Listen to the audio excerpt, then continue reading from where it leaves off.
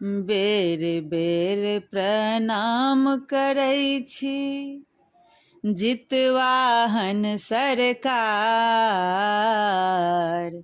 नीक सँ लगौलहुँ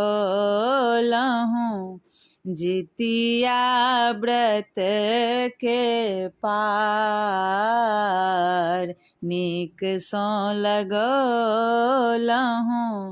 जितिया व्रत के पार। सब बरैतिन एक बेर कहियो जय जितवाहन। सब बरैतिन के बहुत बहुत शुभकामना जितिया के। आब बेसी टाइम नहीं बचल यऽ, समय नजदीक आबि गेल यऽ पारण के। अपने लोकनि सब पारण के तैयारी में लागि जाओ। आ पारण ओहिना करब, ओ हम देने छी वीडियो।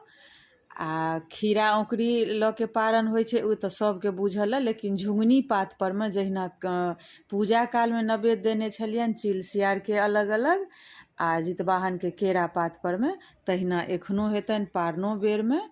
ओहिना पूजा करब, कथा सुनब, आरती करब, भगवान के धन्यवाद दैत जय जयकार करब जे ओ पार लगेलथि, अहिना भरने पुरने रहिहथि।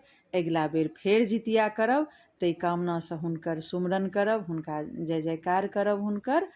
आ 10:36 के में जाके पारण करब, 10:35 के बादे करब पारण।